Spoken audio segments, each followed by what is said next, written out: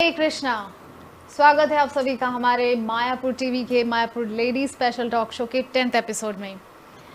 तो आज हमारे साथ उपस्थित हैं बहुत ही स्पेशल गेस्ट जिनका इंट्रोडक्शन मुझे शायद देने की ज़रूरत नहीं है, पहले से बहुत सारे लोग उनको जानते भी हैं।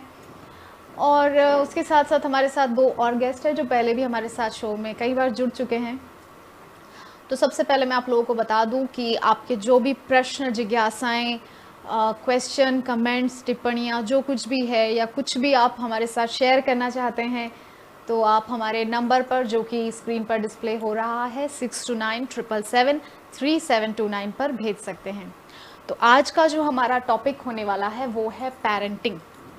किस प्रकार से हम अपने बच्चों का पालन पोषण भक्तिमय शिक्षाओं के साथ करें, भक्तिमय जीवन में करें, और कैसे बच्चों को हम आध्यात्मिक और भौतिक दोनों शिक्षाएं साथ में देते रहें। तो शुरू करते हैं आज के सिलसिले को। सबसे पहले आज हमारे साथ हैं रेवती रम्या माता जी। तो थैंक यू सो मच माता जी हमारे साथ जुड़ने के लिए। तो माता जी का धन्यवाद हम सभी करना चाहेंगे कि माता जी पहले भी हमारे साथ कई बार जुड़ चुके हैं और आज माता जी ने फिर से हम पर कृपा पूर्वक यहाँ जो आए हैं, तो आपने इनवाइट किया इसके लिए आपको thank you. Thank you so much माता जी। तो माता जी आपसे तो हम कई बार जान चुके हैं आप किस तरह से भक्ति में आए, लेकिन आज मैं आपसे कुछ नया सुनना चाहूँगी कि कुछ ऐसे आपके जीवन में उतार चढ़ाव जो आते रहते हैं, तो कोई भी एक ऐसा पॉइंट आप शेयर कीजिए जिससे लोगों को प्रेरणा मिले।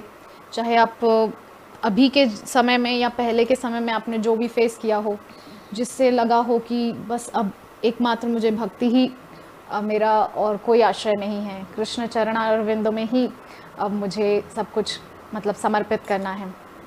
प्लीज़ माता जी। हाँ, ऐसे टिपिकल ऐसा कोई समय नहीं आया मेरे लाइफ में। हाँ, बट जैसे कि लाइफ है, उतार चढ़ाव तो आते रहते हैं जी। कुछ ऐसे रिलेशंस में होता है, तो उसकी वजह से ऐसे लगता था कि बस हर वक्त भगवान की याद आती थी, ठीक है भगवान। फिर कुछ समय के बाद खुद ही एहसास हो गया कि ये पूरा भगवान की एक लीला है, कैसे वो अपनी तरफ अट्रैक्ट करने के लिए ये सिचुएशंस क्रिएट किए जिसकी वजह से हम और भी ज़्यादा क्लोज जो है स्पिरिचुअल लाइफ में और भी ज़्यादा ये हो गए और ज़्यादा भगवान के करीब जाने लगे। तो उसको मैंने एक ब्लेसिंग्स के रूप में लिया कि हाँ, ये वाकई में मेरे लाइफ में जो भी हुआ उस समय लग रहा था कि सही नहीं हो रहा है, बट एक्चुअली में वो मेरे लिए बहुत बेनिफिशियल था और मुझे लगा कि नहीं, ये बिल्कुल सही जो भी है भगवान का ब्लेसिंग्स ही है। तो जैसे बोलते हैं ना, भगवान कभी भी कुछ करते हैं तो कैसे ब्लेसिंग्स हो जाता है, लगता है कि बहुत बड़ा हमारे ऊपर पहाड़ टूट गया, बट वो ब्लेसिंग्स होकर निकलता है। तो वो मुझे बहुत जल्दी एहसास हो गया। Very nice. तो उसके बाद से मेरा और भी जो है अट्रैक्शन भक्ति की तरफ, प्रीचिंग की तरफ मेरा ज़्यादा ध्यान गया। Okay, thank you. तो देखिए इससे सब समझ में आता है कि भगवान कृष्ण का जो नाम है, कृष्ण कर्षति इति कृष्ण, कृष्ण जो है वो ऑल अट्रैक्टिव है, सर्वाकर्षक हैं। वो जीव को हम अपनी तरफ आकर्षित करते हैं और जीव भी पूरी तरह उनकी तरफ खिंचा चला जाता है। तो हम लोग देखते हैं बहुत सारे भक्तों के चरित्र हैं, जैसे कि प्रहलाद जी महाराज का चरित्र है, ध्रुव चरित्र है। कितनी भी बाधाएं उनके जीवन में आती रही, उसके बावजूद उन्होंने अपने मार्ग को त्यागा नहीं और भगवत प्रेम में बढ़ते ही रहे आगे। तो हम भी आगे बढ़ते हैं हमारे नेक्स्ट गेस्ट की तरफ, जो कि हैं बहुत ही मुझे खुशी हो रही है माता जी को इंट्रोड्यूस करने में। शिरोमणि माता जी, थैंक यू सो मच हमारे साथ जुड़ने के लिए। तो माता जी मैं जानना चाहूँगी और सभी जानना चाहते हैं कि किस तरह से आप इस्कॉन से जुड़े, कृष्ण कॉन्शियसनेस में आपकी जर्नी कहाँ से और कैसे स्टार्ट हुई। प्लीज़ माता जी। मैंने MBBS किया है। तो मैं जब पढ़ रही थी कॉलेज में, मैं मणिपाल से पढ़ी थी, कर्नाटका में है। ओके। तो जब मैं सेकेंड ईयर में थी तो उस टाइम मेरी जो बड़ी बहन थी वो भी पढ़ रही थी, डॉक्टर। तो उन्होंने मुझे प्रभुपाद की भगवद गीता गिफ्ट किए था, गिफ्ट में दिया था। और वो इस्कॉन से जुड़ी नहीं थी, उनको भी कुछ मालूम नहीं था, पर उनको लगा ये इंटरेस्टिंग गिफ्ट है देने के लिए। तो मैंने वो भगवद गीता पढ़ना शुरू किया। बट जैसे मेरा पूरा बचपन कुवैत में था, तो इसलिए मुझे कुछ नहीं मालूम था इस्कॉन के बारे में, हरे कृष्णा हरे रामा कुछ भी नहीं मालूम था। बट जस्ट मिला कि भगवद गीता मिल गया, प्रभुपाद की कृपा से प्रभुपाद का ही भगवद गीता मिला, तो मैं पढ़ना शुरू किया। बट मुझे कुछ समझ में आया, बट बहुत ज़्यादा समझ में नहीं आया। मुझे ये भी नहीं मालूम था कि पूरा मूवमेंट है, कुछ नहीं मालूम था जी। फिर कुछ महीनों के बाद हमारे कॉलेज में पोस्टर्स लगे हुए थे कि कोई भगवद गीता के ऊपर ऑडियो विजुअल प्रेजेंटेशन करने वाले हैं। ओके। तो उस टाइम मेरे एग्ज़ाम्स भी चल रहे थे, बट मुझे मालूम था कि नहीं, मुझे इसमें जाना है। तो मैं और मेरी एक फ्रेंड वहाँ गए वो प्रेजेंटेशन में, और हम लोग को बहुत अच्छा लगा। जो प्रभु जी जिन्होंने जो प्रेजेंट कर रहे थे वो ब्रह्मचारी थे, बट उनको देख के भी कुछ अलग लग रहा था कि ये बहुत शांत है, बहुत अच्छी तरीके से बोलते हैं। और जब उन्होंने प्रेजेंटेशन शुरू किया था, उन्होंने कृष्णा का नाम नहीं लिया था फर्स्ट में। उन्होंने वो बोल रहे थे कि वो साइंटिफिकली प्रेजेंट कर रहे थे, क्योंकि हम लोग सब स्टूडेंट्स थे, इंजीनियरिंग और मेडिकल कॉलेज के स्टूडेंट्स थे। तो उन्होंने पहले ये समझाया, you are not the body, you are the spirit soul, बहुत साइंटिफिकली समझाया। और उस टाइम मेरे लाइफ में भी एक ऐसा पॉइंट आ गया था कि मैं पूरा बोर हो चुकी थी कॉलेज लाइफ से।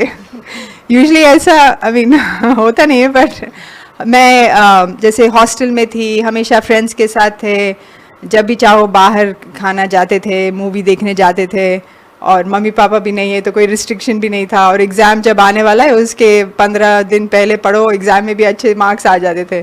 तो एकदम बोरिंग लगने लग गया था लाइफ, कॉलेज लाइफ, सेम तरीके के गप्पे, सब कुछ सेम।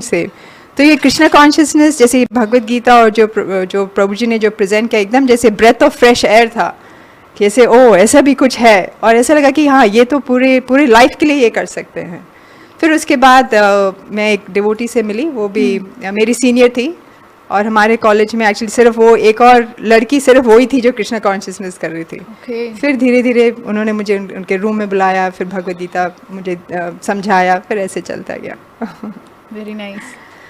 तो देखिए, श्रील प्रभुपाद की जो भगवद गीता है वो सच में बहुत बड़े बड़े परिवर्तन का कारण बन चुकी है, आगे भी बनेगी। हम सभी जानते हैं शिरोमणि माता जी एक बहुत ही सिंसियर और सीनियर डिवोटी हैं। माता जी एक बहुत अच्छी माँ हैं। अपनी संतान को माता जी ने बहुत अच्छे संस्कार दिए हैं। और आज का जो हमारा सब्जेक्ट है लकीली वो पेरेंटिंग है, और माता जी से उनके अनुभवों को जानने का प्रयास करेंगे। तो अगला हमारे साथ हैं हमारे वही सुंदरी गोपी माता जी। तो मैं माता जी से चाहूँगी, आज फिर कुछ नया हम माता जी से सुनना चाहेंगे about how she came to Krishna consciousness.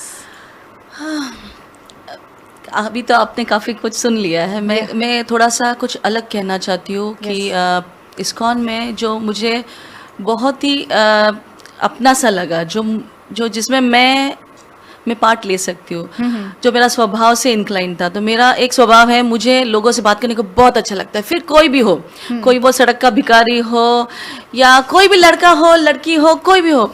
मुझे ऐसा नहीं कि गॉसिप नहीं, मगर कैसे हो यार, बिकॉज जब बात करते हैं हम सुख दुख एक्सप्रेस करते हैं। मगर जब मैं पढ़ती थी तो क्या यार, लड़की को ऐसा किसी से भी बात करना अच्छा है क्या? पर जब मैं इस्कॉन में आई तो बिंदास, रिक्शा वाले से बात करो, क्या भैया कैसे हो, कितने बच्चे हैं, क्या है, धीरे से कृष्ण कॉन्शियसनेस दो। फिर वो भी ही इज ऑल्सो मेरा लाइफ का एक पार्ट है। वो एक रिलेशनशिप ऐड हो गया जी। वो रिलेशनशिप को दोस्त बोलो या कुछ भी बोलो। आज भी मैं एयरपोर्ट में जाती हूँ, कोई अच्छा डोले शोले वाला, कोई हैंडसम डूड, क्योंकि आप सोच नहीं सकते शायद वो भले दिखने में काफ़ी माचो हो, मगर सुसाइडल होते हैं लोग, या कितना डिप्रेशन होता है लोगों के लाइफ में। बस आपको किसी ने कॉम्प्लीमेंट दे दिया, वो भी अच्छा फील करता है, आपको भी अच्छा लगता है। आप कह नहीं सकते हो कि आप किसी का लाइफ एक स्माइल से कैसा चेंज कर सकते हो। और फिर उसके साथ एक बार मैं इसमें बिलीव करती हूँ, एक बार दिल खुल गया, फिर आप कृष्णा को ऐसा ही दे सकते हो। ये मेरा जो स्वभाव था, जस्ट रिलेशनशिप बिल्ड करो। मैं किसी से भी, आज भी मुझे एक रिक्शा वाला भी बोलेगा, माता जी बाल सफ़ेद हो गया, कलर करने चाहिए। मैंने कहा यस, ये मैं ऑफेंडेड फील नहीं करती हूँ, पर ये एक रिलेशनशिप होता है कि वो अपना मुझे मानता है, इसीलिए अपनेपन से मुझे अगर कोई बोल रहा है, और मुझे वो बहुत अच्छा लगता है। मैं काफ़ी लिबरल, अगेन मैं बहुत लिबरल हूँ, मुझे बहुत अच्छा, मैं लड़की को भी कॉम्प्लीमेंट देती हूँ, कोई ब्यूटीफुल है तो है। तो और वहाँ से आपको दिल में किसी के जाने के लिए कुछ टाइम नहीं लगता है। बिल्कुल। और मुझे भी अच्छा लगता, इट मेक्स माई डे, क्योंकि मैं भी हमेशा, नहीं तो हमारे इसमें भी कुछ ऐसा हैपनिंग नहीं रहता है, हम भी ऐसे उदास बैठे रहते हैं, वही सेम रूटीन लाइफ रहता है। राइट। पर किसी से भी बात कर लो तो उनका भी दिन बनता है, हमारा भी दिन बनता है, और एक पता नहीं बिकॉज हम लोग कृष्णा के अंश है, सभी का एक नाता है। किसी के वक्त किसी के लिए मुझे बहुत क्लोज लगता है, शायद पास्ट लाइफ से कुछ लेकर आते हैं हम, जिससे हम लोग बहुत जुड़ जाते हैं। जैसे आप हमारे बीच में भी काफ़ी अभी रैपो बन गया है। ये इस्कॉन की वजह से मेरा एक जो पर्सनालिटी था वो खुल गया अभी। पहले मैं बहुत कॉन्शियस फील करती थी, मैं बात करती थी, ऑफिस में घुस जाओ, कैसे हो काका, क्या चल रहा है, ऐसा वैसा। मगर अभी तो और एक स्टेप आगे, मैं जाके उनसे बात करके क्या बात करना है अभी, इट्स नॉट ओनली फॉर्मल, पर थोड़ा सा कृष्णा कॉन्शियसनेस देख सकते हैं। तो वो भी खुश, मैं भी खुश, मेरा भी काम हो गया। फिर जो मेरा नीड है, जो मुझे लगता है इट्स, जैसे मुझे सांस लेने की ज़रूरत है, मुझे वैसा एक रिलेशनशिप डेवलप करने का बहुत नीड है।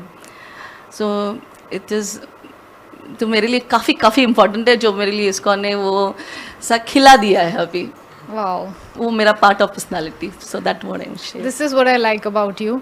यही चीज़ मुझे आपकी सबसे ज़्यादा अच्छी लगती है। माता जी का ये जो है ना, कि पहले तो प्यार से बात करो, फिर धीरे से उसके दिल में कृष्ण कॉन्शियसनेस का बीज जो है रख दो, फिर वो धीरे धीरे रोपित होकर के वो बढ़ जाएगा। वो टाइम लगेगा उसमें, बट माता जी अपना काम इस तरह से कर देती हैं। क्योंकि लास्ट टाइम भी आपने कहा था कि मैं अपनी बेटी की सब बातें सुनती हूँ, ताकि उसके अंदर ये फीलिंग आ जाए कि जो माँ है अभी मेरी किसी बात पे इनकार नहीं करेंगी। मतलब एक अच्छा सा, मतलब क्या कहना चाहिए, दिल खोलने वाली जो है परिस्थिति बन जाती है, तो बच्चा पूरा दिल अपना खोल करके रख देता है। वरना अगर बच्चे को मारेंगे, पीटेंगे, धमकाएंगे तो वो कुछ बताएगा ही नहीं, हमारे साथ कुछ भी शेयर नहीं करेगा। तो वही जो चीज़ आप हमेशा अप्लाई करते हैं, मुझे बहुत अच्छी लगती है ये चीज़।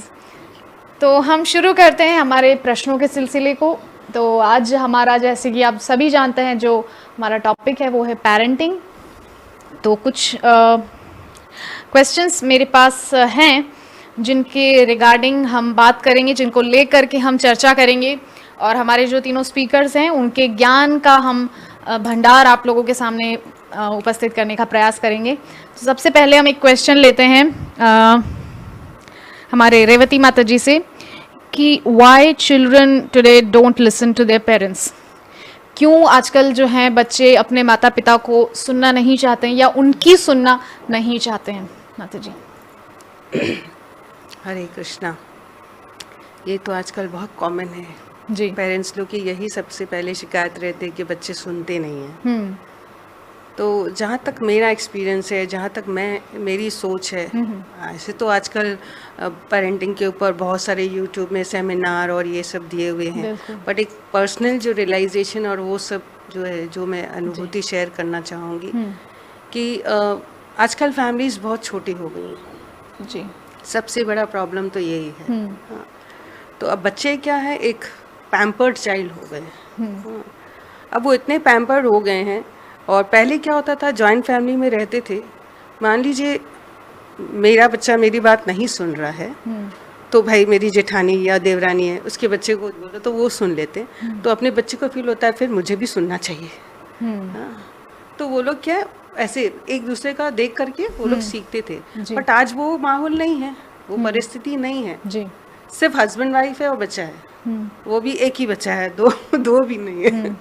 तो उस सिचुएशन में मैंने अपनी फैमिली में यही देखा, अपने घर में यही देखा, मेरा भी ऐसे ही रहा। पहले मैं जॉइंट फैमिली में थी, फिर मैं कलकत्ता शिफ्ट होके आ गई, तो हम हस्बैंड वाइफ थे और मेरी डॉटर्स थी। तो ऐसा होता था कि हम जब हस्बैंड वाइफ जो है एक दूसरे की जब बात करते थे ना, एक दूसरे की सुनते थे। जब वो कुछ बोलते थे तो मैं सुनती थी, यस बोलती थी, और वो भी, उनको भी कुछ भी बोलो मेरे प्रभु को तो वो भी ऐसे ही करते थे। तो बच्चे ना वो देख कर सीखते हैं जी, उनको बोलकर नहीं सिखाया जा सकता है जी। तो वो जब देखते थे ऐसे कि हमारे पेरेंट्स एक दूसरे के प्रति इतना ये है कि कभी इनके मुंह से ना नहीं निकलेगा, या कुछ ऐसे उल्टा सीधा नहीं, या झगड़ा नहीं, या आर्ग्यूमेंट नहीं, इस तरीके का, तो वो देखते देखते ना बच्चे सीखते हैं। तो अब तो यही सिचुएशन है कि अभी तो हस्बैंड वाइफ ही है फैमिली में, और कोई है नहीं। तो उस सिचुएशन में ऐसा ही करना चाहिए, हस्बैंड को वाइफ की सुननी चाहिए, वाइफ को हस्बैंड की सुननी चाहिए। और अगर कोई बात में ऐसे होता है कि नहीं सेटिंग बैठ रहा है, मतलब कि नहीं ये सुनना तो ठीक है, अब इसको मानना थोड़ा मुश्किल है, तो उस वक्त सुन लिया, हाँ बोल दिया, फिर अपना अलग से पर्सनली जो है आपस में बात करके उसको सॉर्ट आउट कर। पर बच्चे के सामने वो जो है इम्प्रेशन कि अरे पापा ने कुछ भी बोला मम्मी को, मम्मी ने सुन लिया, हाँ शी अग्रीड, और मम्मी ने जो बोला पापा ने अग्री किया, तो ये बहुत अफेक्ट डालता है बच्चे के ऊपर। तो इसलिए वो सुनना, तो इस तरह से वो लोग भी जो है सुनेंगे। और अगर दादा दादी हो घर में तो सबसे बेस्ट ही है, बड़े लोग अपने पेरेंट्स की सुनेंगे तो बच्चे ऑटोमेटिकली उनके पेरेंट्स की सुनेंगे। तो आज सबसे बड़ा प्रॉब्लम तो यही है न्यूक्लियर कि घर में ये है नहीं, न्यूक्लियर फैमिली है, दादा दादी है नहीं, और अगर कहीं पर है भी तो देखते हैं तो पेरेंट्स ही नहीं सुनते हैं अपने पेरेंट्स की, तो फिर बच्चा भी वही रिएक्ट करता है। तो मेरे ख्याल से यही देखकर ही बच्चा सीखता है, और इस तरह से ही बच्चे को जो है सही रास्ते पे सिखाया जा सकता, लाया जा सकता है और सिखाया जा सकता है। तो मेरा ये पर्सनल। तो यहाँ पर मैं आगे बढ़ना चाहूँगी, शिरोमणि माता जी से मैं जानना चाहूँगी कि ये बात जो माता जी ने कही, ये तो सच में मतलब देखा ही जा रहा है। बहुत सी फैमिलीज़ में ऐसा होता है कि हस्बैंड वाइफ मतलब कुत्ते बिल्ली की तरह झगड़ रहे हैं in front of their kids. I mean बहुत ज़्यादा उन लोगों के लिए वो सिचुएशन इतनी ज़्यादा खतरनाक हो जाती है, वो उनका एक तो ट्रस्ट उठ जाता है किसी पर से भी, उनका जो किसी के ऊपर भी वो फिर आगे विश्वास नहीं कर पाएंगे, रिलेशनशिप्स नहीं बिल्ड कर पाएंगे आगे जा कर के, तो उनका पूरा मेंटल जो लेवल है वो पूरी तरह से बर्बाद हो चुका होता है, इमोशनली बहुत ज़्यादा टूट चुके होते हैं। तो ऐसे बच्चों को फिर कैसे हम लोग मतलब उनके लिए क्या आप कहना चाहेंगे कि फिर पेरेंटिंग के अकॉर्डिंग आप यहाँ पर उस चीज़ के लिए क्या पॉइंट्स देना चाहेंगे माता जी? मैं पहले से मतलब जब से कॉलेज में हूँ मैं यूथ प्रीचिंग भी करती हूँ लड़कियों का, तो अभी भी कॉलेज लड़कियों के साथ जुड़ी हुई हूँ प्रीचिंग। तो एक पार्ट जो प्रीचिंग जब हम करते हैं तो इसका वेरी इंपॉर्टेंट पार्ट है उनको ट्रेन करना, पेरेंट्स कैसे बनना है। तो वो ट्रेनिंग मैं हमेशा बोलती हूँ लड़कियों को कि आप पेरेंट्स बनने के बाद ट्रेनिंग मत शुरू कीजिए, अभी आपको ट्रेनिंग लेनी है कि किस तरीके के पेरेंट्स होना चाहिए। तो हम लोग बहुत समय लेके उनको समझाते हैं कि किस तरीके के पेरेंट्स होना चाहिए। और बहुत सारे लोगों को ये समझ में नहीं आता है, स्पेशली आजकल क्योंकि सब गैजेट्स वगैरह है तो सबको लगता है कि बच्चों को गैजेट्स के साथ छोड़ दो और वो किसी न किसी तरह बढ़ जाएंगे। तो सबसे पहले हम लोग ये समझाते हैं पेरेंट्स मतलब लड़कियों को कि जब शादी होगी, बच्चे होंगे, you have to spend time with your children. आपको बच्चों के साथ उनकी बात सुननी है, वो जो आपसे बोल रहे हैं वो जब छोटे हैं, और वो जो भी स्कूल में कुछ ऐसे बहुत इम्पोर्टेंट नहीं है जो चल रहा होगा, उनके लिए इम्पोर्टेंट है, तो आपको सुनना है। आप ये नहीं सोच सकते हैं कि ये कुछ भी बोल रहे हैं मैं सुनूंगी नहीं, ऐसे। तो उसी से फिर बॉन्ड बढ़ता है। तो पहले तो उनको ऐसे ये सब ट्रेनिंग देते हैं कि बच्चों के ऊपर, और ये भी बताते हैं कि हस्बैंड वाइफ का रिलेशनशिप बच्चों पर कितना इम्पैक्ट करता है। तो जैसे एक ऐसा रूल है, अगर आप झगड़ा करेंगे हस्बैंड वाइफ तो बच्चों के सामने मत करो, उनको सोने दीजिए या कहीं और है तब आप झगड़ा करो ऐसे करके। और ये भी देखते हैं कि ये जो जैसे आप भी बोल रहे थे कि बच्चों के ऊपर क्या इम्पैक्ट होता है, तो वो भी हम समझाते हैं कि जो कंडीशनिंग बच्चों को मिलती है, it's very difficult to get out of it later. जब जैसे चाइल्डहुड में जो हुआ और एडल्टहुड में अगर सेम चीज हुआ, वो अलग है। चिल्ड्रन के ऊपर जो इफेक्ट होता है फुल लाइफ के लिए है। एडल्ट्स वो ठीक है, किस काउंसलिंग वगैरह से ओके वो निकल सकते हैं। तो पहले ये है ट्रेनिंग करना है लड़कियों का, और ऑफ कोर्स मेन का भी। मैं ज़्यादा लड़कियों के साथ इन्वॉल्व हूँ, बट तो इसलिए हम लोग अपनी तरफ से उनको ट्रेनिंग देते हैं। और ऑफ कोर्स मेन चीज़ है कि आपको समझना है कि आपको अपने बच्चों को कृष्णा कॉन्शियसनेस देना है जी। और बच्चों को कृष्णा कॉन्शियसनेस देने के लिए आपको खुद कृष्णा कॉन्शियस होना है। मतलब क्योंकि जब बच्चे होते तो सबको मालूम है कि बहुत डिफिकल्ट हो जाता है जब करना, रीडिंग पहले के जैसे नहीं होता है, बट फिर भी हमें हमेशा कोशिश करना है कि नहीं मुझे अपना जब करना है। बच्चों को निग्लेक्ट नहीं करना है, डेफिनेटली देयर इज नो वे। बच्चों को अब निग्लेक्ट नहीं, आप ये नहीं बोल सकते कि मुझे सुबह अभी मंगल आरती जाना है और बच्चा रो रहा है और ऐसे करके, ऐसा थोड़ी होगा। और प्रभुपाद ने भी एक चिट्ठी लिखी थी अपने डिसाइपल को, अरुंधति माता जी है, उन्होंने प्रभुपाद से पूछा था कि मैं वो मंदिर में पुजारी थी माता जी, और उनका एक लड़का पैदा हुआ था, तो उन्होंने प्रभुपाद से पूछा कि मुझे क्या करना चाहिए, क्योंकि वो मंदिर में पुजारी थी माता जी, वेस्ट में माता जी भी पुजारी होती है टेम्पल्स में। तो प्रभुपाद ने उनको लिखा, फर्स्ट लाइन था, child worship is more important than deity worship. तो ये जो प्रभुपाद का जो लाइन है, इट इज़ वेरी इंपॉर्टेंट, सबको everybody should remember this for full life. So coming back, the main चीज़ है कि हमें ट्रेनिंग देना है लड़कियों को और लड़कों को, पहले से ही देना है। एक बार वो पेरेंट्स बन के उनके पास टाइम भी नहीं मिलेगा कुछ पेरेंटिंग सेमिनार अटेंड करने का तो सब कुछ पहले से करना है। और फिर अगर हम सोचते हैं कि व्हाट अबाउट वो बच्चे जो ऑलरेडी इफेक्ट हो चुके हैं, ओनली सोल्यूशन है प्रभुपाद की मर्सी, कृष्णा कॉन्शियसनेस, क्योंकि हमें मालूम है कि कृष्णा कॉन्शियसनेस से कोई भी किसी भी परिस्थिति से निकल सकते हैं। तो डेफिनेटली हमें ऐसा इन्वायरमेंट देना है बच्चों को कि वो कृष्णा कॉन्शियसनेस में उनको एंथुजियाज्म लगे। हम लोग एडल्ट्स को तो बोल सकते हैं कि ठीक है आप 16 माला करो, जाके आप 16 माला करो, ये करो। बच्चों को तो नहीं बोल सकते ना उनको इंगेज करना है किसी तरीके से, जिसमें उनको अट्रैक्शन लगे, हाँ, कि खुद मैं कृष्णा कॉन्शियसनेस करूँ। वेरी नाइस पॉइंट्स माता जी। तो यहाँ पर माता जी के बारे में मैं बताना चाहूँगी कि माता जी एक बहुत ही अच्छी प्रीचर हैं। तो स्पेशली माता जी गर्ल्स प्रीचिंग करती हैं, जो यंग लड़कियाँ हैं, उनके लिए माता जी प्रीचिंग का जो प्रोग्राम्स हैं वो चलाते हैं माता जी। और कुछ ही दिन पहले एक आई थिंक सेमिनार हुआ था कुछ जुलाई में, गर्ल्स कैंप, 1 महीना पहले हुआ था ना, गर्ल्स कैंप हुआ था, एंड ऑफ 2-3 दिन के लिए, है ना? यस, 2 दिन का। तो माता जी ने बहुत अच्छे से उसको कंडक्ट किया। एंड लड़कियां मतलब इतना खुश होती है माता जी से मिल करके। और मैंने फेसबुक पर देखा था कुछ लड़कियां जो मेरी फ्रेंड लिस्ट में हैं, वो आई थी मायापुर स्पेशली इस इवेंट के लिए जो आपने चलाया था। तो वो वहाँ पर उसके लिए मेंशन कर रही हैं और आपको थैंक्स कर रही थी। तो मैं बड़ा खुश हुई कि देखिए माता जी इतना एक जेम है हमारे मायापुर में, प्रभुपाद की कृपा है। तो ऐसे भक्त हैं मायापुर में। तो मैं जो youth preaching specially for girls, अगर जो लड़कियां माता जी से जुड़ना चाहती हैं तो वो संपर्क कर सकते हैं माता जी से। माता जी बहुत अच्छे से आप लोगों को समझाएंगे कि कैसे आप आगे जाकर के एक सफल माँ बन सकती हैं। तो आगे बढ़ते हैं। एक पॉइंट जो माता जी ने यहाँ पर गैजेट्स का लिया था, वो मैं आपके साथ आपसे सुनना चाहूँगी इस विषय में, क्योंकि जो लास्ट टाइम हमारे साथ जो माता जी जुड़े थे, दिव्य भक्ति माता जी, उन्होंने भी इसी प्रकार से क्वेश्चन यहाँ पर पूछा है कि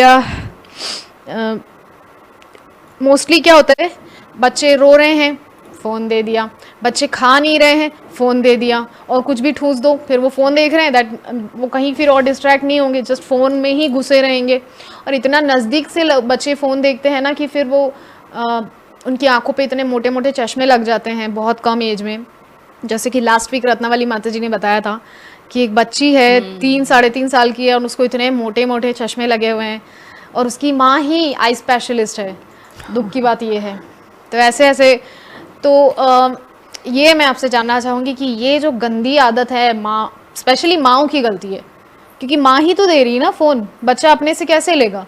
जब तक माँ, मतलब मेरी माँ हमेशा बचपन में मुझसे मतलब हमने ये देखा है तीनों बहनों ने कि हमारी माँ की आंखों को देखकर ही हम लोग डर जाते थे कि मेरी माँ को ये चीज़ पसंद नहीं है। हम वो चीज़ तुरंत छोड़ करके पढ़ाई में या अपना जो भी घर का काम हो, बचपन से हमने घर का काम एवरीथिंग सीखा है, जो कुछ भी करना होता है तो उसमें लग जाते थे। मतलब कहने का ये है कि माँ की आंखों में ही इतना डर होना चाहिए, बच्चों को देख करके पता लग जाए कि ये काम नहीं करना है। बट आजकल के बच्चे इतना इस चीज़ को समझते नहीं हैं, क्योंकि माँ भी सोचती है कि चलो फ़ोन दे दो और मुक्त हो जाओ, कहाँ इसको संभालना है, और मुझे तो भी बहुत सारा कुछ काम भी है। तो ये कितना सही है और इस चीज़ को कैसे दूर किया जाए, ये जो फ़ोन का एडिक्शन बच्चों में लग जा रहा है? मैं पहले ये कहना चाहूँगी, कोई भी चीज़ अच्छी या बुरी नहीं होती है, बिकॉज उस माँ की कैपेसिटी के हिसाब से है। कोई अगर दे रहा है, मैं उनको कुछ ये नहीं करूँगी, मगर एक होता है कि मैंने अपने बच्चों को गैजेट्स कभी दिए नहीं, वो चीज़ रखी ही नहीं घर पे। पहले जब हम लोग यूएस में थे तो हमारे पास कभी टीवी नहीं था, तो उनका टीवी हूँ मैं उनके लिए डांस करूँगी, उनके लिए कुछ भी करूँगी। दूसरी चीज़ थी, हम हर चीज़ में उनको इन्वॉल्व करते, कुकिंग कर रहे, आ जाओ भाई खेलो उनके साथ।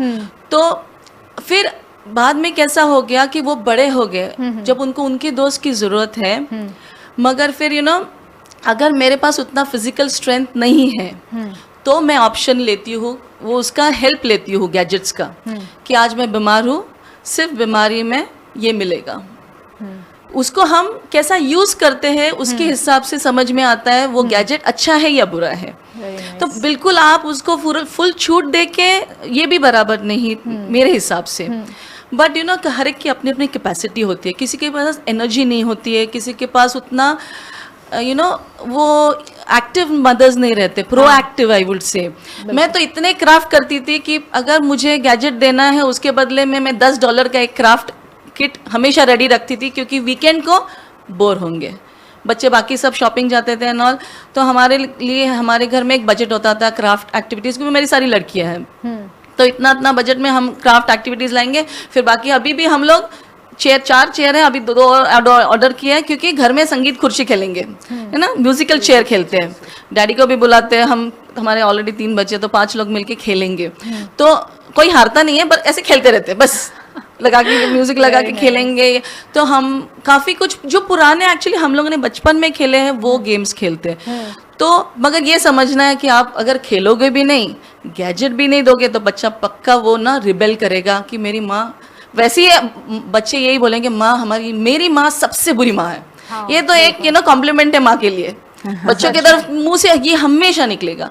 पर नहीं देना है, ये सोल्यूशन पूरा नहीं है, आपको उसको सब्स्टिट्यूट करना है। अगर आप सब्स्टिट्यूट कर सकते हो, उतने क्रिएटिव हो, उतने इंस्पायर्ड हो, उतना आप रीड कर चुके हो उसके डिसएडवांटेजेस के बारे में, तो वो ना दे तो अच्छा है।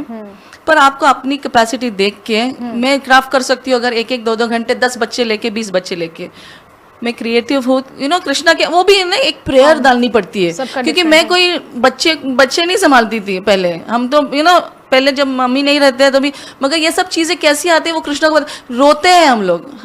हर वक्त कुछ ना कुछ तो एक नया इशू होता है, तो हमेशा रो के कृष्णा सोल्यूशन, तो वो बराबर सोल्यूशन देता है।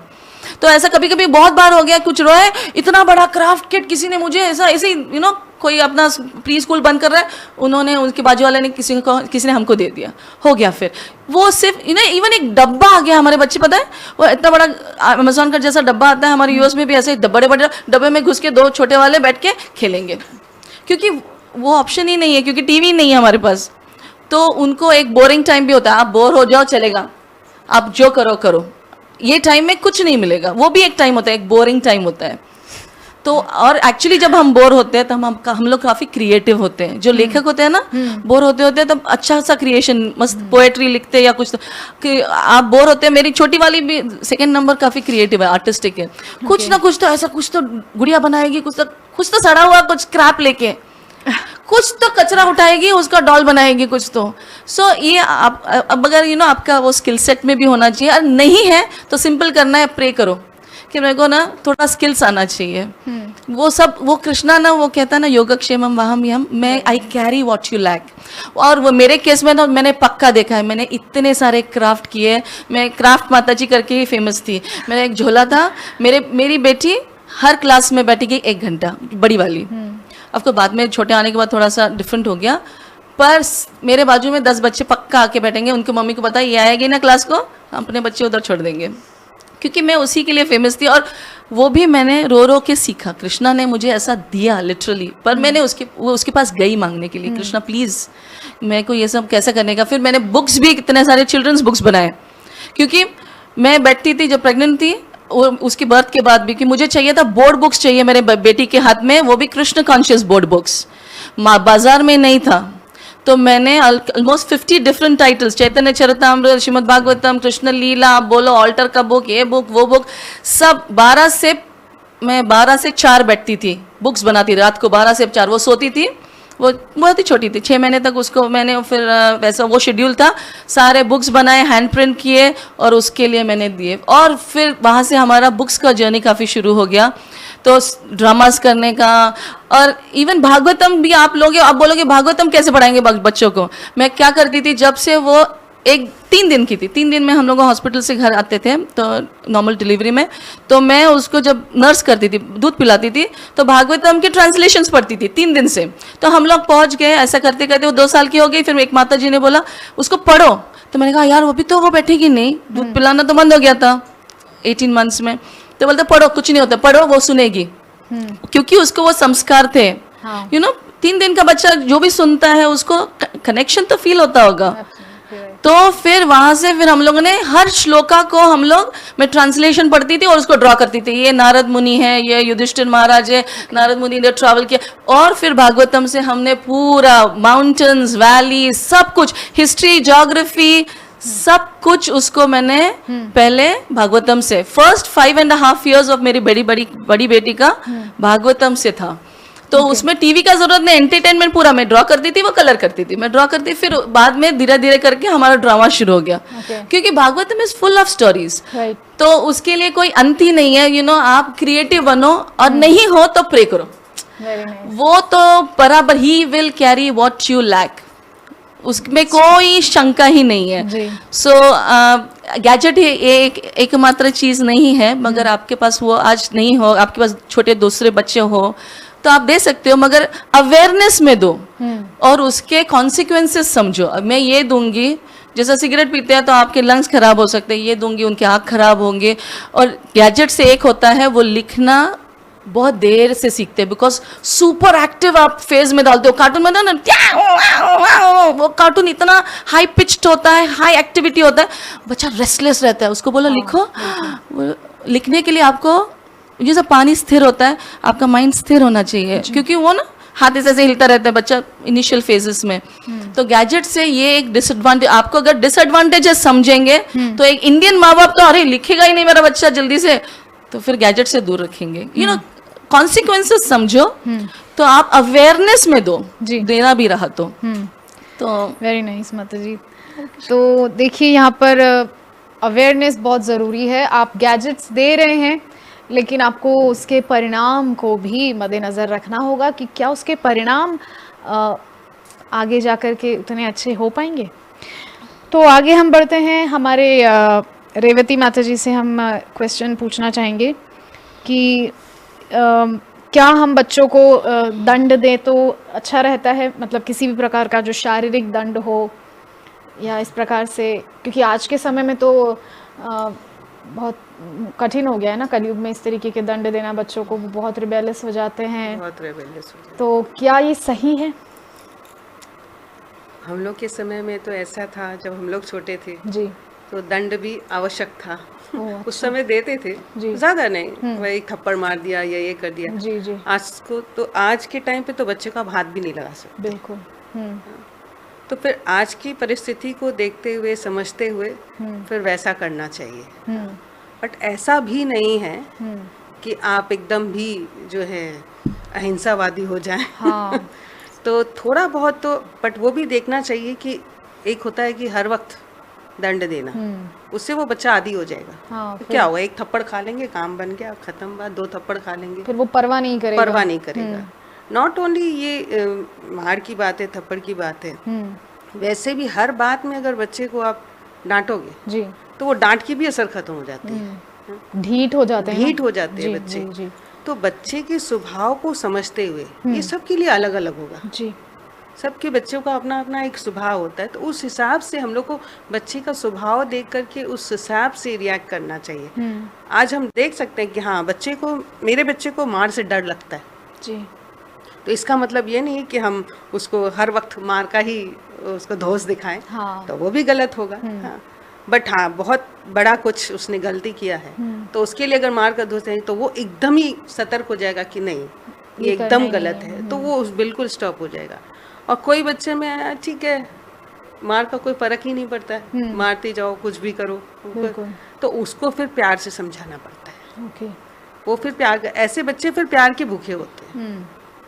जिसको मारो और असर नहीं हो, उसका Emotional जो मतलब होते हैं। हाँ, उनका मतलब वो बहुत इमोशनल है, Sensitive सेंसिटिव है, तो उसको फिर वैसे डील करो। जी। तो हर बच्चे का अपना अलग अलग है। बट आज के टाइम में जैसे बोला जाता है, तो आप शारीरिक दंड तो नहीं दे सकते हैं, बिल्कुल भी नहीं दे सकते हैं।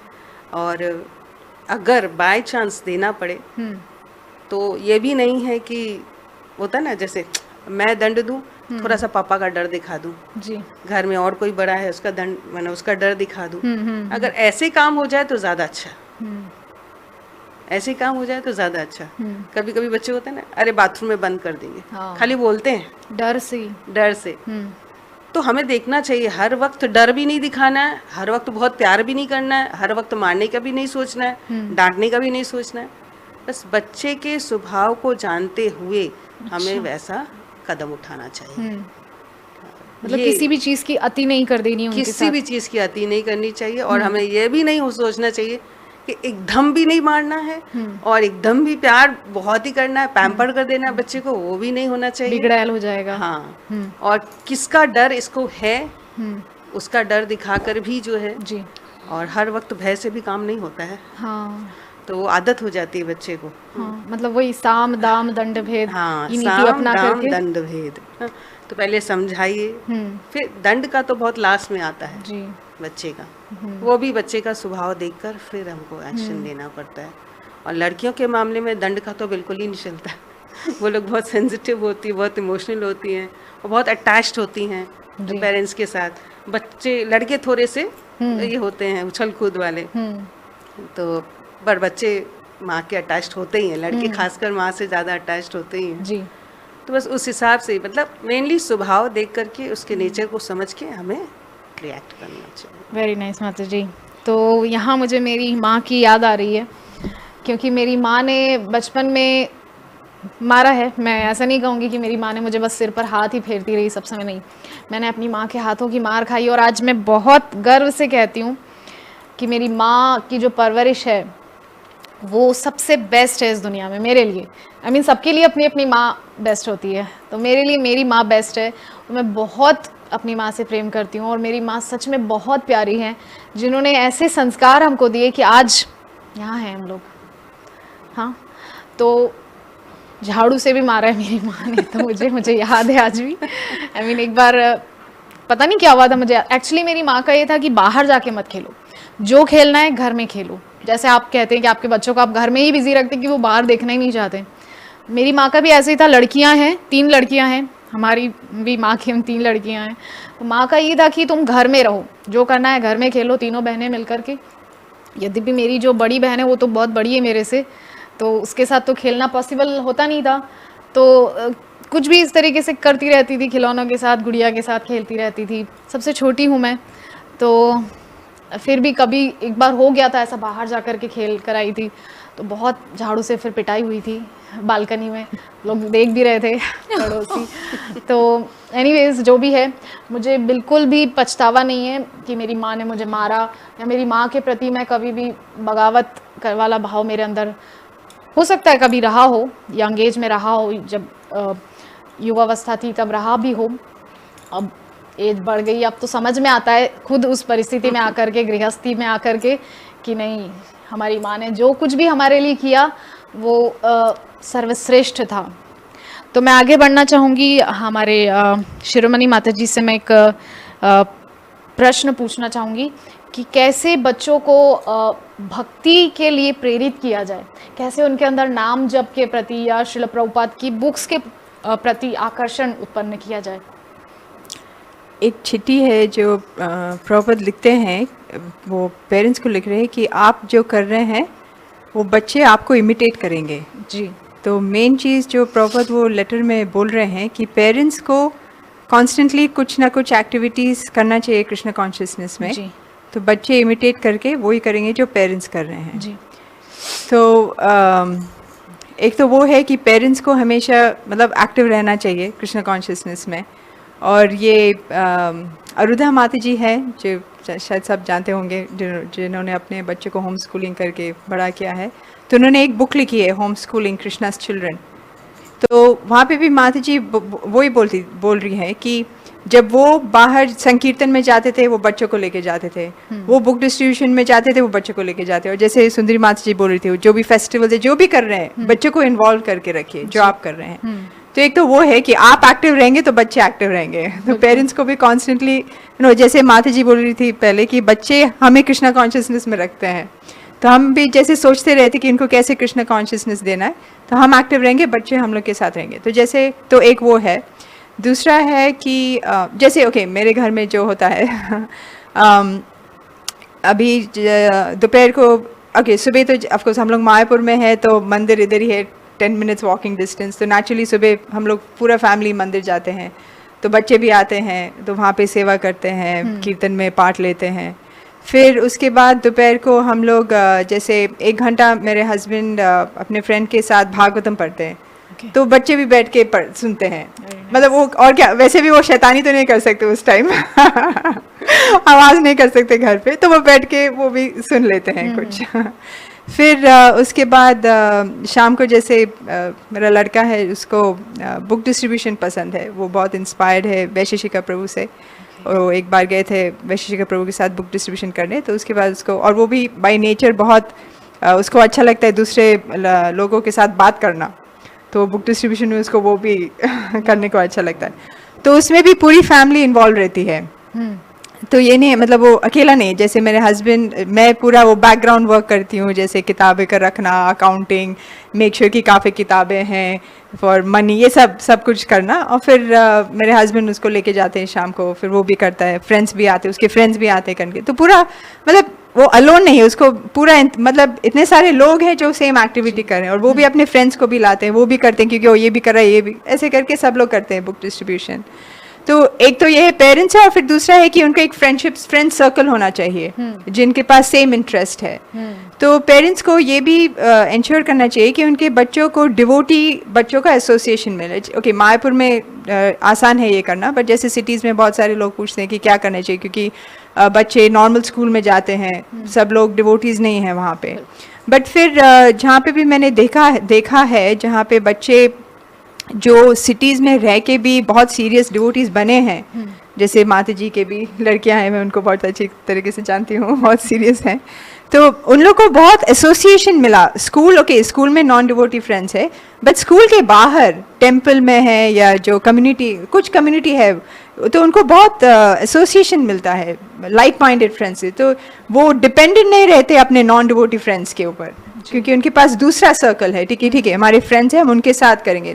तो डे टाइम में वो नॉन डिवोटीज के साथ है, बट जब वापस आते तो टेम्पल या बहुत एक्टिव रहते हैं, इतने चिल्ड्रन प्रोग्राम्स रखते हैं, तो उनका फ्रेंडशिप डिवोटी बच्चों के साथ बनता है, फिर वो लोग एक साथ करके बढ़ेंगे। सो दिस इज इम्पॉर्टेंट कि वन इज पेरेंट्स, घर का जो एटमॉस्फेयर है बच्चों के लिए, पेरेंट्स को सीरियस रहना है, फिर बच्चे सीरियस रहेंगे, और पेरेंट्स को भी बहुत एक्टिवली इन्वॉल्व रहना है अलग अलग एक्टिविटीज। और दूसरी चीज़ है कि फ्रेंड्स उनके, we have to make sure कि उनके जो फ्रेंड सर्कल है डिवोटी फ्रेंड सर्कल है, तो हमें जो भी अरेंजमेंट करना है कि उनको डिवोटी फ्रेंड्स का एसोसिएशन मिले, we have to do it. तो एक पॉइंट जो मुझे यहाँ पर बहुत अच्छा लगा, माता जी ने कहा कि पेरेंट्स को बहुत एक्टिव रहना है। अगर आप बैठे हैं और बच्चा बोल रहा है चलिए ना हम बाहर चलेंगे बुक, चलो रहने दो, मुझे तो कहीं नहीं जाना है, छोड़ो तुम चले जाओ, बच्चा वहीं, उसकी तो सारी जो उम्मीदें हैं, जितना उसका उत्साह है, वहीं ध्वस्त हो जाएगा। तो माता जी ने जो ये पॉइंट यहाँ पर उठाया है बहुत ही इंपॉर्टेंट है। पेरेंट्स को भी वैसे ही रेसिप्रोकेट करना है बच्चे के साथ, जैसा वो चाह रहा है उसको बुक डिस्ट्रीब्यूशन करना है। माता जी सब पूरा फुल फैमिली सपोर्ट पीछे से रहता है, तो बच्चे के अंदर और ज़्यादा उत्साह बढ़ता है, और वो उस चीज़ के लिए पूरी अपनी एनर्जी झोंकने को तैयार हो जाता है, पूरा अपने आप को उसमें डेडिकेट कर देता है। तो ये पॉइंट्स मैं चाहूँगी जो यहाँ पर सुन रहे हैं इस चीज़ को, या आने वाले समय में सुनेंगे, इस वीडियो को देखेंगे जो कोई भी, मैं उनसे ये प्रार्थना करना चाहूँगी कि जो पॉइंट्स हमारे यहाँ पर माता जी बता रहे हैं, आप प्लीज़ नोट डाउन कर लीजिए। ये बहुत ही इम्पॉर्टेंट है, क्योंकि पेरेंटिंग के लिए ये सब चीज़ें बहुत महत्वपूर्ण है। आप नहीं अगर ध्यान रखेंगे तो निश्चित रूप से आपका बच्चा आपके हाथ से निकल जाएगा आने वाले समय में। तो हम बढ़ते हैं आगे, और नेक्स्ट क्वेश्चन सुंदरी माता जी के लिए। तो how to keep children Krishna conscious in this material world with so much materialism around? Again same question I think. नहीं, बेसिकली मटेरियल है या स्पिरिचुअल है, ये आपके दृष्टिकोण में है जी. तो ये भौतिक जगत है तो भौतिक रहेगा, पर आपके अगर चश्मे पीले हैं तो आपको पीला दिखेगा, जी. काला है तो काला दिखेगा. जी. आपको जो देखना है वो आपको कल्टीवेट करना है. अगर आपको बच्चों को, जैसे एक बार हुआ था, मेरी बेटी अभी अमेरिका में पली बड़ी है, तो वो अमेरिकन सॉन्ग सुनती है, और मेरे और मेरे हस्बैंड का क्लियर है क्योंकि हमारे 3 स्टोरी घर है, उसका फ्लोर ऊपर का है और नीचे बेसमेंट में बच्चे खेलते हैं, मेन फ्लोर पे हम रहते हैं. तो हमारा क्लियर था बच्चे मेन फ्लोर पे रहेंगे. आपको म्यूजिक सुनना है हमारे सामने सुनो. मैं कीर्तन लगाने की कोशिश करती हूँ मगर वो अमेरिकन सॉन्ग कुछ तो गाती सुनती रहती है. एक प्रभु जी आया था हमारे घर में, बेटा इस गाने में स्पिरिट सोल है क्या? तो यार मैंने तो उसको परमिशन दे दी. अब तो मैं इतनी गंदी डिवोटी है कि मैं देखो ऐसे गंदे गंदे गाने भी सुन रही हूँ. पर फिर मैंने सोचा देखो उसमें हो ना हो आपको देखने आना चाहिए. तो फिर वो एक गाना था, यू बिट्रेड मी, एक लड़की लड़के को गाती है कि तुमने मुझे चीट किया, तुमने उसको देखा, तुमको शर्म भी नहीं आया, व्हाटएवर दैट गाना, ये ना आजकल के गाने ऐसे होते हैं. तो मैं सोच रही थी कि मैं क्यों मटेरियल चीज़ों में मैं भौतिक रूप से क्यों देखूं. मैंने फिर देखा कृष्णा मैंने तुमको चीट किया, मैं माया के पास भागी और देखो मुझे शर्म भी नहीं आ रहा है, मैं तो मस्त मजे कर रही हूँ इस मटेरियल वर्ल्ड में. तो हर चीज़ मटेरियल है या स्पिरिचुअल है आपकी आंखों के ऊपर है, आपके दिमाग के ऊपर है. तो मैंने वैसा देखा. उसके नेक्स्ट दिन जब मैं चैंटिंग करने बैठी, वो गाना मेरे दिमाग में आया, मैं जो रोई कि सच में मैंने कृष्णा को छोड़ के मैं मस्त मजे कर रही हूँ. तो वो मेरे लिए भजन बन गया. तो हर चीज़ मटेरियल होगी क्योंकि है ही मटेरियल वर्ल्ड, कोई स्पिरिचुअल वर्ल्ड में तो नहीं है. तो गंदगी में गंदगी ही होगी, मगर उसमें से भी आपको सोना निकालना है. तो फिर धीरे धीरे अभी हम मूवीज भी देखते हैं अगर बच्चों के साथ, तो मूवीज में से हमारा तो प्रभुपाद जो इतना पढ़ चुके हो तो प्रभुपाद के आंखों से ही देखते हैं. हम अपनी आंखें तो भूल गए लगता है, क्योंकि हमारी तो मजे करने वाली आंखें थी. अभी तो सिर्फ प्रभुपाद की दृष्टि से ही देखते हैं. प्रभुपाद कहते हैं नहीं ये ठीक नहीं है, या ये ऐसा होना चाहिए वैसा. तो अभी धीरे धीरे करके मैंने कभी नहीं अपेक्षा की थी कि मेरी बेटी कभी चैंटिंग करेगी. देखो उस माहौल में बड़ी, 1 ही साल वो स्कूल में गई मगर काफ़ी कुछ सीख के आ गई. जो हम फिर उसने खुद ही डिसाइड किया मैं चैंटिंग करूंगी. 12 साल में उसने दीक्षा ले ली. मेरा कोई ये नहीं था, मैंने कहा 21-22 में करेगी. मैंने कौन सा 13 साल में तो मैंने बड़े अजीब अजीब सी चीज़ें की है, तो मैं नहीं एक्सपेक्ट कर रही थी कि वो 12 साल में दीक्षा लेगी. पर उसको सिर्फ हमने एक व्यू पॉइंट, उसने भी अभी दीक्षा के पहले कोई गाना सुन रही थी, आई चूज यू करके, एक लड़की ने एक लड़के को पसंद किया, बोलते हैं मम्मी मैंने कृष्णा को चूज कर लिया. तो आपका दृष्टिकोण होना चाहिए. नहीं तो हर चीज़ मटेरियल है. मंदिर में भी मूर्ति भी पत्थर की है फिर, बिल्कुल. तो आप कैसे देखते हैं उसको, उसके ऊपर है.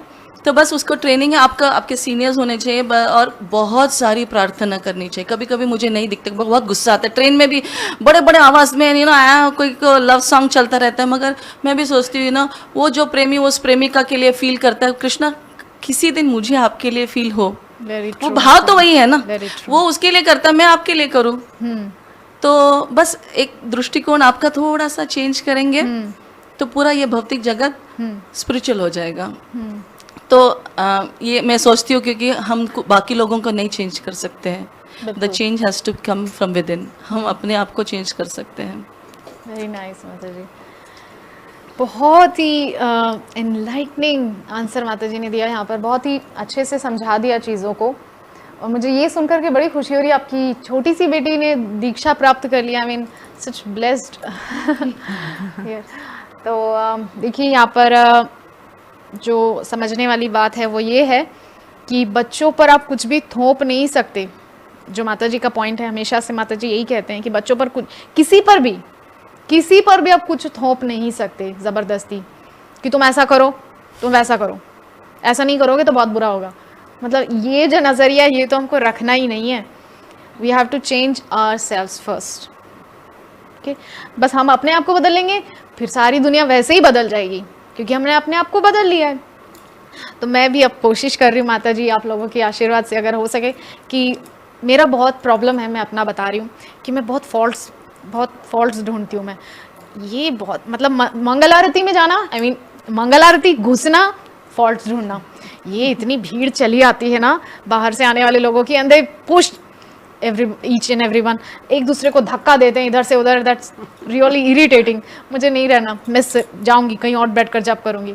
तो ये फॉल्ट्स ढूंढने की जो मेरी दृष्टि है, आपने जैसे कहा प्रार्थना, इट रियली वर्क्स सच में।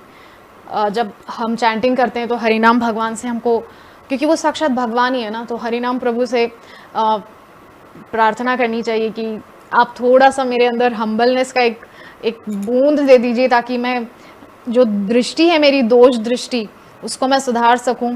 तो शुरुआत कर रही हूँ मैं धीरे धीरे।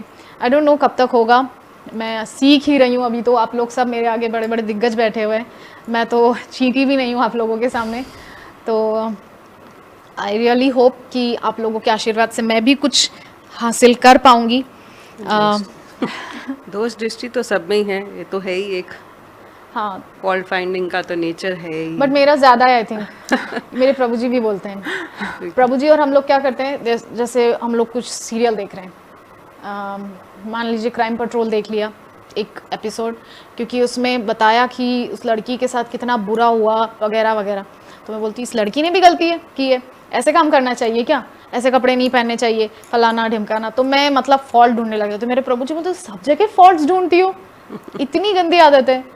आई मीन वन डे क्या हुआ कि हम लोग दर्शनार्थी से निकल रहे थे, गांधारी माता जी वॉज सिटिंग आउटसाइड इन पंचतत्व कोर्टयार्ड, एंड मेरे प्रभु जी ने उनको, गांधारी माता को देखकर ऐसे किया। I said this is not fair, she is a senior devotee, you have to pay obeisance to her. तो माता जी बोलते हैं सब जगह फॉल्ट ढूंढती हो, तुमको पता होना चाहिए हम लोगों का रिलेशन कितना सुंदर है। हाँ, ऐसे नहीं होता ना, रिलेशन हम लोगों का कितना अच्छा है, उसको देख करके तुम सोचो तो लगेगा कि हाँ उन्होंने जो किया वो ठीक था। तो मैंने कहा हाँ ये सही बात है, मेरे अंदर ऐसी दृष्टि क्यों नहीं है। तो मैं यहाँ आप लोगों से बारी बारी जानना चाहूँगी इस चीज़ के बारे में कि कैसे इस आदत से छूटा जाए। I mean I am fed up of all this. जब मैं शुरू में यहाँ आई थी तब जस्ट कोविड थोड़ा खत्म हुआ था, तब मैं शिफ्ट हुई थी। वो कोविड के टाइम पे पूरा मंदिर खाली रहता था हम लोग के लिए, और जो बाहर से आते थे उनका एक था बस दर्शन करके वो लोग निकल जाते थे या खड़े रहते थे। okay. तो काफ़ी टाइम तक 6-8 महीना मेरे को आदत है डेली मंगला आरती में जाने की। तो अच्छा खुला डांसिंग करते थे ये वो भावेश्वरी भी साथ में थे, तो वी यूज्ड टू एंजॉय। फिर बाद में जब पूरी तरह से कोविड हट गया, इतनी धक्का मुक्की, सब लोग हाँ ये कैसा हो गया, मतलब बहुत ये लगता था अरे पहले ही ठीक था। बाद में वो अपने आप धीरे धीरे मैं जब प्रे करती थी भगवान से, बाद में वो चेंज हो गया। इतनी भीड़ आती है सुबह सुबह, कितनी श्रद्धा है लोगों में। हाँ, अपने घरों में तो ये लोग जल्दी नहीं उठते हैं, यहाँ पर आ रहे हैं राधा माधव का पंचतत्व का दर्शन करने। ये तो मेरे से भी ज़्यादा मैं इनको मानूंगी कि हाँ ये लोग श्रद्धा ज़्यादा है। हाँ, हम लोग तो हैं स्पिरिचुअल लाइफ में है, तो एक हाँ की रूटीन है, जाना है व्हाटएवर, थोड़ा माइंड में ये रहता है कि हाँ नहीं सुबह का program Prabhupada set very important. खैर अभी वो सब नहीं है, बट पहले उस समय ऐसे था। तो फिर मैं उसको थोड़ा चेंज करने लगी अपनी सोच में। इतनी धक्का मुक्की करे, इतनी गर्मी है, इतना पसीना निकल रहा है, फिर भी दर्शन कर रहे हैं। वाह, राधा माधव कहती थी आप कितने अट्रैक्टिव है, सब आपको देखने आ रहे हैं। सच में। तो ऐसे ही मैं करते करते फिर अपने आप को वो चेंज करने का कोशिश की। और अभी मेरे को कोई ऐसा दिखता नहीं, ऐसे धक्का मुक्की भी लगता है ना, लगता है कि ठीक है मेरा दर्शन हो गया, आप लोग दर्शन कर लो, ऐसे करके मैं निकल जाती हूँ। तो ऐसे फीलिंग अभी धीरे धीरे फिर चेंज हो रहा है। वाओ, बहुत सुंदर पॉइंट यहाँ पर माता जी ने समझाया, जो मुझे बहुत अच्छा लगा एक्चुअली, क्योंकि मुझे ही सीखना है। क्योंकि ये फॉल्ट फाइंडिंग, ये जो दोष दृष्टि है ना, ये बहुत खतरनाक है। ये हमें पतन के मार्ग पर ले जाती है। हम लोग पता ही नहीं चलता हम लोग कब भक्ति से आउट हो जाते हैं। तो इस चीज़ पर मैं थोड़ा सा शिरोमणि माता जी से भी जानना चाहूँगी। माता जी प्लीज़ थोड़ा सा बताइए कि कैसे ये जो गंदी आदत है इससे हम छूट सकते हैं। आपको जब जवाब मिलेगा आप मुझे भी बताइए, मैं भी अप्लाई करूँगी। बट एटलीस्ट जो मैं थियोरेटिकली एटलीस्ट बोल सकती हूँ कि एक तो ये एक बार मैं एक कहीं गई थी मंदिर में, क्लास चल रहा था, तो जो स्पीकर थे वो बहुत जैसे अच्छे स्पीकर थे, तो मंदिर एकदम भरा हुआ था, इतना क्राउडेड था मंदिर। फिर वो जो स्पीकर थे वो बोल रहे थे I hope this temple room is always small. मतलब उनका ये था कि इतने सारे लोग हमेशा, टेम्पल जितना भी बड़ा होते जाएगा, इतने सारे लोग आना चाहिए कि हमेशा टेम्पल हॉल स्मॉल होना चाहिए। तो ऐसे डिवोटीज़ का ऐसे यही विजन होता है कि बहुत सारे लोग आए, बहुत सारे लोग भक्ति ले, वो सोचते नहीं हैं कि हमारा क्या इनकन्वीनियंस है, ओके थोड़ा इधर पुश कर रहे हैं, ये कर रहे वो जो भी है, बट उनको बस ये ऐसे ही देखते हैं कि कितने सारे लोग आ रहे हैं कृष्णा के शरण में। तो एक तो ये चीज़ था। और एक बार जैसे माता जी बोली थी कोविड के टाइम पे जब हम लोग मायापुर में थे, मायापुर में सब जगह सब लॉकडाउन वगैरह, तो उस टाइम हम लोग इतना मिस कर रहे थे, तो उस टाइम हम लोग ऐसे सोच रहे थे कि नहीं वो जितना भी मुझे पुश करे कोई बात नहीं, बट मुझे मंदिर जाना है जो भी हो, बट हम लोग को मंदिर जाना है। फिर कभी कभी जब हम लोग मायापुर से बाहर जाते हैं विजिट करने के लिए, तो उस टाइम डिवोटीज, ऑफकोर्स फैमिली तो डिवोटीज है, बट अदर डिवोटीज को इतना मिस करते हैं कि कभी उस टाइम सोचते कि जैसा भी डिवोटी हो मुझे उसका एसोसिएशन चाहिए तो कभी कभी जब दूर रहते तो फिर लगाव ज़्यादा पड़ता है डिवोटीज के लिए या जो भी है मंदिर के लिए, वरना we take it for granted, you know. तो ये चीज़ है। और फिर ऑफकोर्स एक चीज़ है कि जब भी हम किसी में कुछ दोष देखते हैं तो पहले हम ये भी सोच सकते हैं कि मेरे में क्या क्या कितने इतने सारे दोष हैं, और हम उनके अच्छे क्वालिटीज़ देख सकते हैं, पहले उसके बारे में सोच सकते हैं। आई थिंक ये अच्छा प्रैक्टिस है कि हम दूसरों में पहले उनके अच्छे क्वालिटीज़ है, क्योंकि कभी कभी सोचे हो मैं इतनी अच्छी हूँ, मैं ऐसे करती हूँ ऐसे, बट अगर देखेंगे कि वो उन लोग में भी इतने सारे अच्छे क्वालिटीज़ है, बट थोड़ा हम लोग को सोच के थोड़ा ध्यान देना है कि हाँ इनमें भी इतने अच्छे क्वालिटी। तो I think that is main thing कि हम फर्स्ट देख सकते हैं कि इनमें कितने अच्छे क्वालिटीज़ हैं, उन पे फोकस कर सकते हैं। फिर दूसरी चीज़ तो we can, but there is one difference कि अगर फॉल्ट फाइंडिंग एक चीज़ है, दूसरी चीज़ है दूसरों को जो स्पेशली जो हमारे ऊपर डिपेंडेंट है कृष्णा कॉन्शियसनेस के लिए, उनको करेक्ट करना, वो दो अलग चीज़ें हैं। तो हमें सेंटिमेंट होके ये नहीं सोचना चाहिए कि मैं किसी को करेक्ट भी नहीं कर सकती हूँ कृष्णा कॉन्शियसनेस में।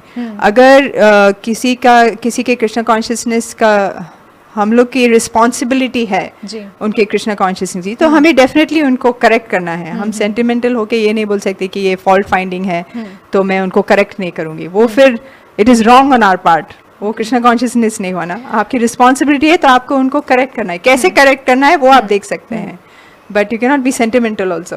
Okay, here I want to add one more question in this regard. Same चीज़, मंदिर जाते हैं, देखते हैं, जो outsiders जो आते हैं just for visit, उन लोगों का ये मंतव्य नहीं होता कि हम मायापुर जा रहे हैं तो हम लोग धाम जा रहे हैं वगैरह, जस्ट घूमने के हिसाब से जो आते हैं टेम्पल में पिकनिक करने।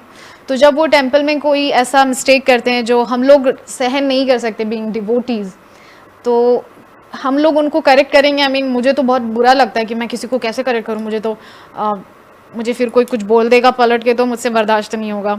आई मीन ये काम सिक्योरिटी देखेगा, वो काम कोई सीनियर डिवोटी करेगा।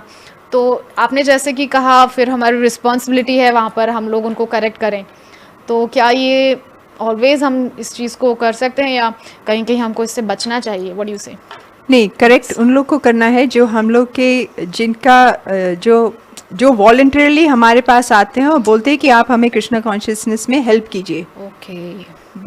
वेयर इज विजिटर्स जहाँ तक इन्वॉल्व है, विजिटर्स हमें उनको ऐसा देखना चाहिए कि जैसे ऐसे लोग हैं जिनको हम कृष्णा कॉन्शियसनेस दे सकते हैं, हमें कंपैशन के साथ देखना है एक्चुअली। हम उनको तो कुछ मालूम ही नहीं उनको कैसे क्या करेक्ट करेंगे। बेसिकली मैं जब विजिटर्स को करेक्ट करती हूँ वो सिर्फ इसके लिए जब वो आदमी बीड़ी पीता है तो उस टाइम मैं सिर्फ बोलती हूँ कि आप इधर मत कीजिए, बीड़ी मत पीजिए, आप उसको बंद करो। वो तो मैं एकदम स्ट्रांगली भी बोल देती हूँ। या कभी कभी वो फिल्म सॉन्ग्स या कुछ सुन जोर जोर से उनके गाड़ी से एकदम, तो उस टाइम मैं उनको बोल देती हूँ कि आप ये मत, ये इधर हरे कृष्णा है, आप इसको बंद कर दीजिए। क्योंकि एनीवे कैंपस में सब जगह बोर्ड्स भी लगे हुए हैं, no smoking and no drinking, no outside, no cinema songs, ऐसे बोर्ड्स। तो सिर्फ वो मैं करेक्ट करती हूँ। वरना आई मीन जनरली हम लोग जो प्रॉपर की किताबें से जो सीखा है कि जब भी हम किसी को देखते हैं हमें बस ये सोचना है कि हम इनको कृष्णा भक्ति कैसे दे सकते हैं। ओके तो I think that should be our only vision जब विजिटर्स आते हैं यहाँ पे।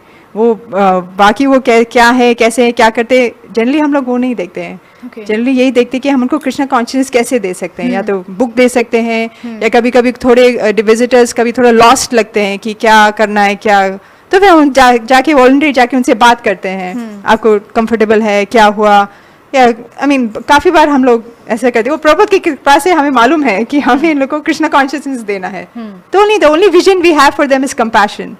लेट अस कि किसी न किसी तरह उनको कृष्णा कॉन्शियसनेस देना है। वैसे नहीं करेक्ट करते हैं विजिटर्स को, डेफिनेटली हम लोग तो नहीं करेक्ट करते हैं। ओके तो यहाँ पर भी मुझे जो लग रहा है कि जो पूरा बात घूम फिर कर आ रहा है वो विजन पर ही आ रहा है। जैसे कि माता जी आपने कहा था, सुंदरी माता जी ने कहा था कि सब खेल जो है वो विजन का है, आपकी दृष्टि जैसी होगी सब कुछ आपको वैसा ही दिखाई देगा। तो लास्ट एक चीज़ हम यहाँ पर माता जी से मैं बोलना चाहूँगी, आप बहुत शॉर्ट में हो सके तो आंसर दीजिएगा इस चीज़ का। कैसे मतलब बच्चों के सामने हम बुक रीडिंग और इस चीज़ का कैसे हम उनसे कैसे उनके साथ कनेक्ट करें, अगर हम बुक पढ़ रहे हैं और हम उनसे भी चाहते हैं कि वो भी प्रभुपाद की बुक्स पढ़ें और उतना ही अच्छे से पढ़ें और समझें भी और फिर वो उस चीज़ को एक रूटीन में ले आएं, तो how we can make it possible?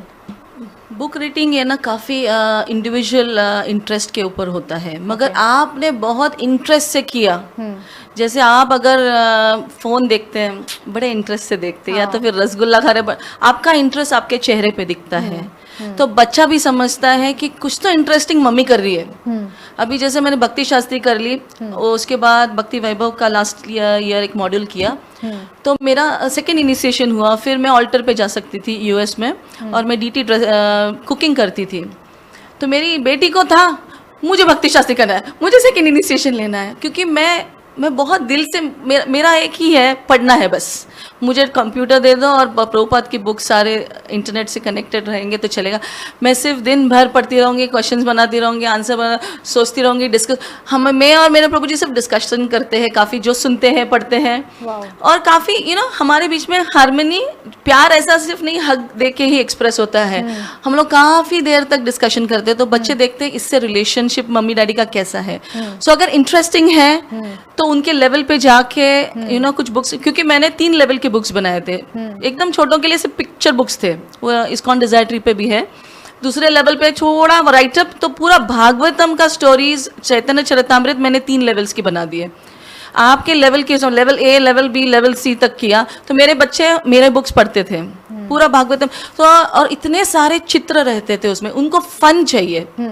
फिर उनको मेकअप करो, लड़कियां तो हैं, तैयार होने का शौक है, लिपस्टिक पोताओ, उनको तो बहुत खुश हो गई, तो बन जाते हैं परशुराम, कौन जाता है कल्कि, कोई हो जाता है कुछ दशावतार का श्लोक भी सीख लिया। फिर आप उनको बस इंटरेस्टिंग वे में उसको डिलीवर करना है। अगर आपको इतना अच्छा पिज्जा दिया और कवर इतना गंदा दिया, तो कौन आपका पिज्जा लेगा, भले वो टेस्टी हो। तो उसका रैपर भी आजकल कलयुग है, तो सब पैकेजिंग इंडस्ट्री क्यों इतना फेमस है, पैसा कमाती है, क्योंकि पैकेजिंग पे बहुत जोर दिया जाता है। तो आपको भी पैकेज करना है उसको बहुत ही अच्छे तरीके से, और पहले तो आपके दिल को छूना चाहिए वो चीज़।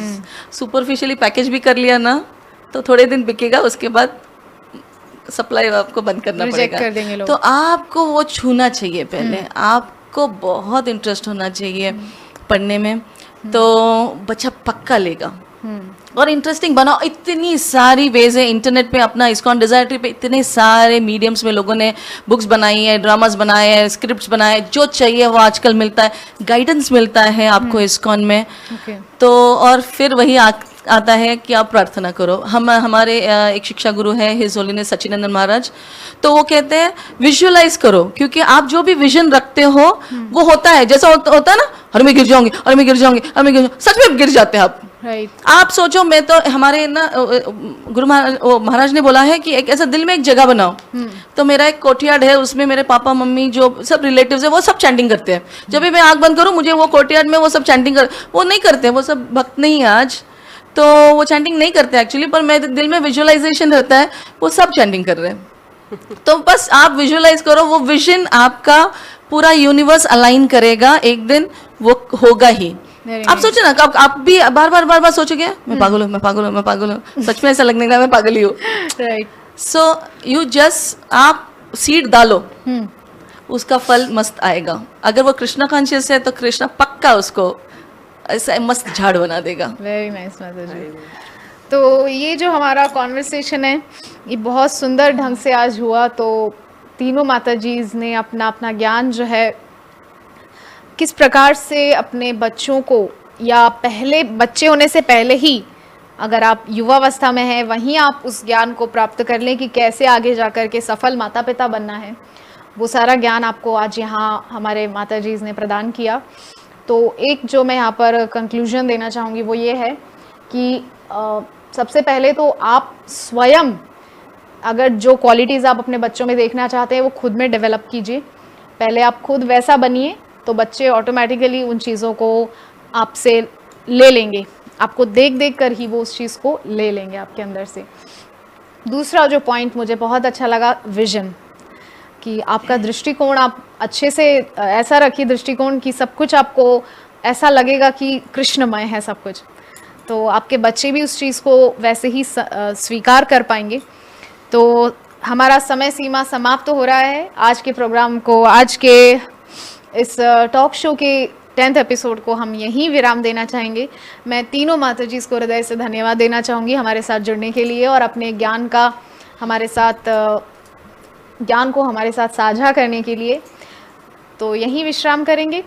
हरे कृष्णा कृष्णा कृष्णा हरे हरे, हरे राम राम राम हरे हरे। जय जगत गुरु श्रील प्रभुपाद की जय।